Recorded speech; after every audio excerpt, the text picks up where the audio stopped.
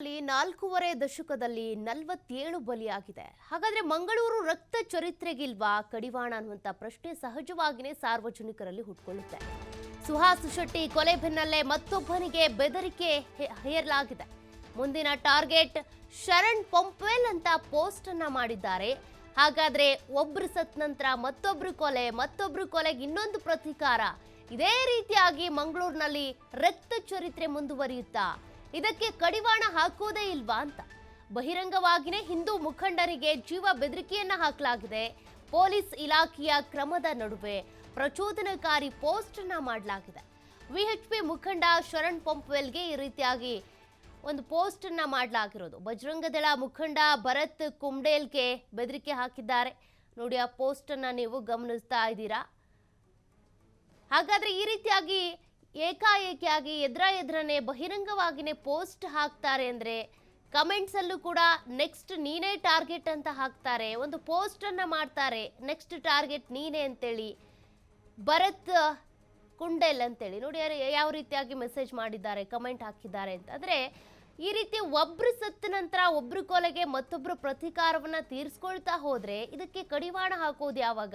ಕಾನೂನು ಹಾಗಾದ್ರೆ ಏನಕ್ಕಿರೋದು? ಕಾನೂನಿನ ಭಯ ಯಾರಿಗೂ ಕೂಡ ಇಲ್ವಾ ಅಂತ ಬಜರಂಗದಳ ಮುಖಂಡ ಭರತ್ ಕುಂಡೇಲ್ಗೆ ಈ ರೀತಿಯಾಗಿ ಬೆದರಿಕೆ ಹಾಕಲಾಗಿದೆ.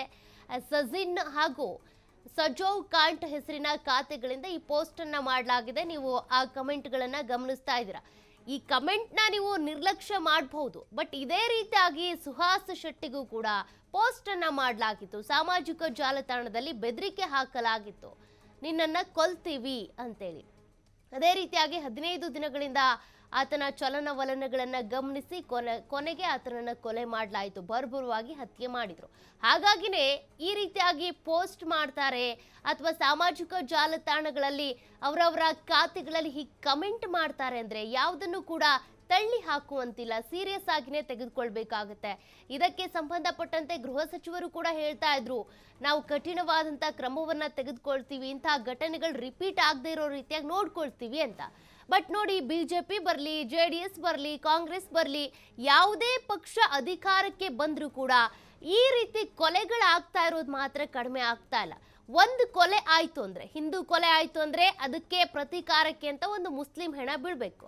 ಮುಸ್ಲಿಂನ ಕೊಲೆ ಆಯ್ತು ಅಂದ್ರೆ ಅದಕ್ಕೆ ಪ್ರತೀಕಾರಕ್ಕೆ ಅಂತ ಮತ್ತೋರ್ವ ಹಿಂದೂವನ್ನ ಕೊಲೆ ಮಾಡಬೇಕು ಅನ್ನುವಂಥ ಈ ಒಂದು ಜಿದ್ದಿನ ಒಂದಷ್ಟು ಬೆಳವಣಿಗೆಗಳು ಏನು ಮಂಗಳೂರಲ್ಲಿ ನಡೀತಾ ಇದೆ, ಅದಕ್ಕೆ ಬ್ರೇಕ್ ಹಾಕಬೇಕಿದೆ. ಯಾವಾಗ ಹಾಗಾದ್ರೆ ಹೇಗೆ ಕಡಿವಾಣವನ್ನ ಹಾಕ್ತಾರೆ? ಗೃಹ ಸಚಿವರೇನೋ ಒಂದಿಷ್ಟು ಕಠಿಣ ಕಾನೂನನ್ನ ತರ್ತೀವಿ, ಅದಕ್ಕೆ ಅಂತಾನೆ ಪ್ರತ್ಯೇಕವಾದಂಥ ವಿಂಗ್ ಅನ್ನ ತರ್ತೀವಿ, ಟಾಸ್ಕ್ ಫೋರ್ಸ್ ತರ್ತೀವಿ ಅಂತ ಹೇಳ್ತಿದ್ದಾರೆ. ಬಟ್ ಅದು ಎಷ್ಟು ಎಫೆಕ್ಟಿವ್ ಆಗಿರುತ್ತೆ ಅದನ್ನ ನೋಡ್ಬೇಕಿದೆ. ಮತ್ತಷ್ಟು ಡೀಟೇಲ್ಸ್ ಕೊಡ್ತಾರೆ ಪ್ರತಿನಿಧಿ ಆದಿತ್ಯ. ಈಗಾಗಲೇ ಸುಹಾಸ್ ಶೆಟ್ಟಿ ಹತ್ಯೆ ಆಗಿದೆ, ಅದರ ಬೆನ್ನಲ್ಲೇ ಮತ್ತೋರ್ವನನ್ನ ಕೂಡ ಟಾರ್ಗೆಟ್ ಮಾಡ್ತೀವಿ, ಶರಣ್ ಪಂಪ್ವೆಲ್ ಇರ್ಬೋದು, ಮತ್ತೋರ್ವ ವ್ಯಕ್ತಿಯ ಹೆಸರನ್ನ ಕಮೆಂಟ್ಸ್ಗಳಲ್ಲಿ ಹಾಕ್ತಾ ಇದ್ದಾರೆ, ಪೋಸ್ಟ್ ಮಾಡ್ತಾ ಇದ್ದಾರೆ, ಈತನೇ ನೆಕ್ಸ್ಟ್ ಟಾರ್ಗೆಟ್ ಅಂತ. ಹಾಗಾದ್ರೆ ಕಾನೂನು ಇವರಿಗೆ ಅನ್ವಯಿಸೋದೇ ಇಲ್ವಾ? ಕಾನೂನಿನ ಭಯ ಇಲ್ವೇ ಇಲ್ವಾ ಅಂತ? ನಿಜಕ್ಕೂ ಸೋಕೆ. ಯಾಕಂದ್ರೆ ಮಂಗಳೂರಿನಲ್ಲಿ ಮೊನ್ನೆ ಸುಹಾಸ್ ಮರ್ಡರ್ ಆದ ಬಳಿಕ ಬಹಳ ಉದ್ವಿಗ್ನ ಸ್ಥಿತಿ ಇದೆ. ಜನ ಹೊರಗಡೆ ಬರೋದಕ್ಕೂ ಕೂಡ, ಒಬ್ಬಂಟಿಯಾಗಿ ಓಡಾಡೋದಕ್ಕೂ ಕೂಡ ಭಯ ಪಡ್ತಾ ಇದ್ದಾರೆ. ಈ ಹೊತ್ತಲ್ಲಿ ಈ ಸಾಮಾಜಿಕ ಜಾಲತಾಣಗಳಲ್ಲಿ ಕೆಲವೊಂದಿಷ್ಟು ಕಿಡಿಗೇಡಿಗಳು ತಮ್ಮ ಅಟ್ಟಹಾಸವನ್ನ ಮತ್ತೆ ಮುಂದುವರಿಸಿದ್ದಾರೆ. ಮೊನ್ನೆ ಕೂಡ ಈ ಸುಹಾಸ್ ಶೆಟ್ಟಿಯ ವಿಚಾರದಲ್ಲೂ ಕೂಡ ಇದೇ ತರ ಪೋಸ್ಟ್ ಮಾಡಲಾಗಿತ್ತು. ಈ ತನಕ ಅಂದ್ರೆ ಆತನಿಗೆ ಟ್ಯಾಗ್ ಮಾಡಲಾಗಿತ್ತು ಇನ್ಸ್ಟಾಗ್ರಾಮ್ ನಲ್ಲಿ, ನಿನ್ನ ಈ ತಾರೀಕಿನಂದು ನಾವು ಕೊಲೆ ಮಾಡ್ತೀವಿ ಅಂತ. ಅದಾದ ಬಳಿಕ ಸುಹಾಸ್ ಶೆಟ್ಟಿಯ ಮರ್ಡರ್ ಆಗುತ್ತೆ. ಈಗ ಮತ್ತೆ ಇನ್ನಿಬ್ರು ಹಿಂದೂ ಮುಖಂಡರಿಗೆ, ಪ್ರಮುಖವಾಗಿ ಶರಣ್ ಪಂಪ್ವೆಲ್ಗೆ ಕಮೆಂಟ್ ಮೂಲಕ ಮಾಡಿದ್ರೆ, ಭರತ್ ಕುಂಡೇಲ್ ವಿಚಾರವಾಗಿ ನಿರಂತರವಾಗಿ ಪೋಸ್ಟ್ ಗಳು ಬರ್ತಾ ಇದೆ. ಅಂದ್ರೆ ರಿವೆಂಜ್ ಮರ್ಡರ್ ನಾವು ಮಾಡೇ ಮಾಡ್ತೀವಿ ಅನ್ನುವಂಥದ್ದು. ಈ ಹಿಂದೆ ಅಶ್ರಫ್ ಕಲಾ 2017ರಲ್ಲಿ SDPI ಮುಖಂಡನ ಹತ್ಯೆಯಲ್ಲಿ ಭರತ್ ಕುಂಡೇಲ್ ಭಾಗಿಯಾಗಿದ್ದ. ಇದಕ್ಕೆ ರಿವೆಂಜ್ ಅನ್ನ ನಾವು ತೆಗೆದುಕೊಳ್ತೀವಿ ಅನ್ನುವಂತ ರೀತಿಯಲ್ಲಿ ಪೋಸ್ಟ್ ಮಾಡ್ತಾ ಇದ್ದಾರೆ. ಒನ್ ಫಿಕ್ಸ್ಡ್ ಲೀಡರ್ ಅನ್ನುವಂತ ಇನ್ಸ್ಟಾಗ್ರಾಮ್ ಇದು ರೀಸೆಂಟ್ ಆಗಿ ಓಪನ್ ಆಗಿರುವಂತದ್ದು. ಇದರಲ್ಲಿ ವೆಯ್ಟ್ ಅಂಡ್ ವಾಚ್ ಅಂತ ಹೇಳಿ ವಿದ್ ತಲ್ವಾರ್ ಅವರು ಫೋಟೋಗಳನ್ನ ಹಾಕ್ತಾ ಇದ್ದಾರೆ. ಅಂದ್ರೆ ತಲ್ವಾರನ್ನ ಕೈಯಲ್ಲಿ ಹಿಡ್ಕೊಂಡಿರುವಂತದ್ದು, ಈ ರೀತಿಯ ವಿಚಾರಗಳನ್ನ ಹಾಕಿ ಕೊಲ್ತೀವಿ ಅನ್ನುವಂತ ರೀತಿಯಲ್ಲಿ ಅವರು ಪೋಸ್ಟ್ ಮಾಡಿದ್ದಾರೆ. ಅಶ್ರಫ್ ಅನ್ನ ಕೊಂದಂತ ಭರತ್ನ ನಾವು ಮರ್ತಿಲ್ಲ ಅನ್ನುವಂತ ರೀತಿಯಲ್ಲೂ ಕೂಡ ಪೋಸ್ಟ್ ಮಾಡಿದ್ದಾರೆ. ಮತ್ತು ಮುಂದಿನ ಟಾರ್ಗೆಟ್ ಭರತ್ ಕುಮ್ಡೇಲ್ ಅನ್ನುವಂತ ರೀತಿ ಕಮೆಂಟ್ ಮಾಡಿ ಕೂಡ ಅವರು ಪೋಸ್ಟ್ ಮಾಡಿದ್ದಾರೆ. VHP ಮುಖಂಡ ಶರಣ್ ಪಂಪಿಲ್ಗೂ ಕೂಡ ಇದೇ ತರ ಪೋಸ್ಟ್ ಹಾಕಿದ್ದಾರೆ. ಇದು ನಿತ್ಯ ನಿರಂತರವಾಗಿ ನಡೀತಾ ಇದೆ. ಅಂದ್ರೆ ಮತ್ತು ಈ ಭರತ್ ಕುಮ್ಡೇಲ್ ವಿಚಾರದಲ್ಲಿ ವಿತ್ ಡೇಟ್ ಹಾಕಿದ್ದಾರೆ. ಯಾಕಂದ್ರೆ ಸುಹಾಸ್ ಶೆಟ್ಟಿ ಮರ್ಡರಲ್ಲೂ ಕೂಡ ವಿತ್ ಡೇಟ್ ಹಾಕಿದ್ರು ಮಾರ್ಚ್ 30, 2025 ಅಂತ. ಬಟ್ ಅವತ್ತು ಆಗ್ಲಿಲ್ಲ.